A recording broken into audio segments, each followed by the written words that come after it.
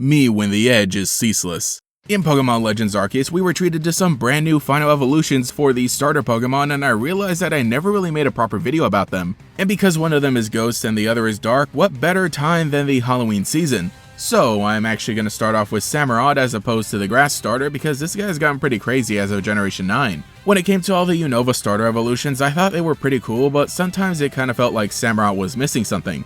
It didn't get a dual typing or a wacky ability, so I think it was really deserving of another chance. Even though the design doesn't look like it changes all that much, I think the overall darker blue and going with black for the helmet portion looks really cool. Also, there are a lot of little differences between each iteration, but it's still recognizable. A way to change a monotype Pokemon into a dark type without overly corrupting the base idea with unnecessary edge. And speaking of edge, oh boy, the signature move that this Pokemon got was quite the improvement. Coming over into Scarlet and Violet, the new effect for Ceaseless Edge has a power of 65 but also puts down a layer of spikes, which can stack up. Combined with some good stats, a solid typing, and other offensive moves, Samurott got the chance that it needed. As I've had time myself to take in all the new Pokemon from Legends Arceus, I might actually say that Hisuian Samurott is my favorite starter of the trio. I was never really the biggest fan of the Oshawott line originally. I thought they were pretty cool, but nothing much beyond that. In a recent playthrough of Pokemon Legends Arceus, I chose Oshawott as my starter and was able to use the Hisuian Samurott for the latter half of the game, and I really did come to like this Pokemon even more.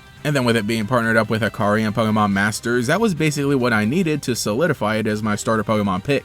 Overall, this trio has some cool inspirations, adapting warrior types and some mythology appropriate for the setting of Hisui, though in-game there isn't that much lore to explore. Obviously, their evolutions are influenced by the time period and land, but with Samurott there isn't much more to dig into. Next up is Decidueye, and wow, I honestly really love how different this Pokemon is from the original form. Not only being a fighting type instead of a ghost, the fighting style is completely new. Ghost works really well for the archer, but now turning it into a Pokemon that utilizes the long legs for kicking and even fists for punching sometimes is a really cool idea. It does still throw out arrow feathers, its signature move is even still arrow based, but here they aren't like those of an archer. Instead, they're sorta treated like throwing knives, which remains in line with the previous evolutions, Rowlet and Dartrix. The way in which it also keeps the hands hidden in the 3D idle stance is a great way to fool the opponent into not looking out for them, and that color scheme is just so good. With orange replacing the green, it still fits for leaves as the aesthetic, but this time just being like fall leaves.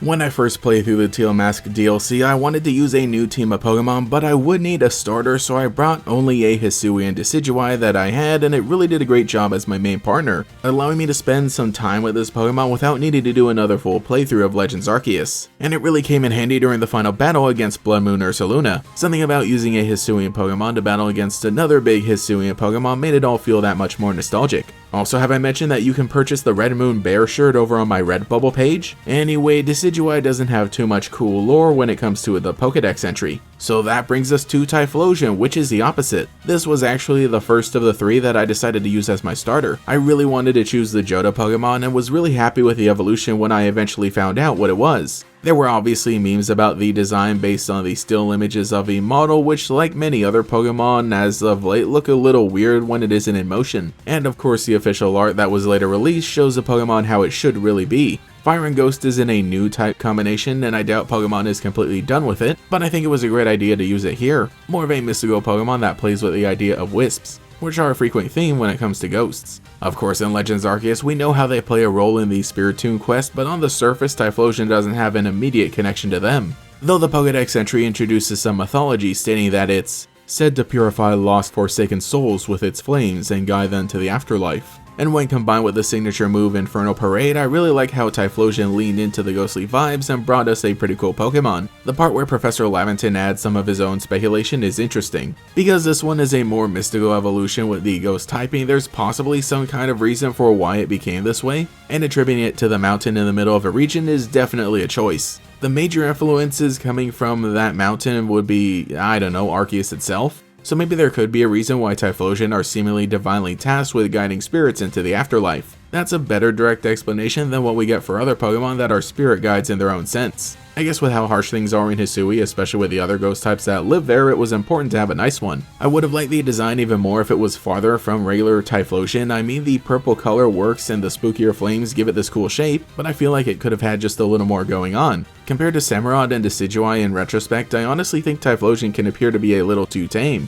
I obviously don't want it to be dark and edgy, but maybe an extra addition would have benefited Hisuian Typhlosion. I really do like that it's given a happier backstory when it comes to ghost type Pokemon, that being that it's meant as a guide and a purifier for lost souls rather than something sinister. That's why it has a more chill expression compared to the regular form. But that was just a little roundup of the Hisuian evolutions. That is yet another long overdue video, but like I said, it's the perfect time to look back on Pokemon Legends Arceus, and the Pokemon that accompanied us on the journey. Again, in the time since, I and other fans have gotten more opportunities to experience them in all aspects of the franchise, even crossing a generation where they were brought into a core game with its battle mechanics as well as the spin-offs. With Pokemon Legends EA coming out sometime soon, I'm really excited to see if they reinvent other Pokemon in the same way that worked for Decidueye, Typhlosion, and Samurott. For them being Pokemon originally from different generations, their new regional evolutions fit together so perfectly. So let me know what you think in the comments below and tell me which one is your favorite.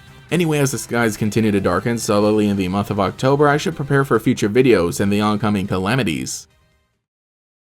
Thank you to every channel member for your continued support, including the Great Gators, Tyler Hopper, Jake Brody, GigaWiiU64, Isabella Lawrence, Alive R360, Nani, The Shoeman, Copybot, Master, Chaosform02, Alex Switch Shiny Hunter, Lockadox, Michael Snyder, Koi13, Cemetery Hill, Pastel Blood, Cosmo Zero, Rainfrux, Cheezit62, GatorKid509, TF, Mathaclog947, Taijirai, Justin R, Phantom, and Quago. If you would like to support, see your name here, get access to emotes for comments, live streams, and sometimes early videos, you can become a channel member today. You can also follow me on Twitter as well for more memes. Anyway, this is Gatorix, and I'll catch you all later.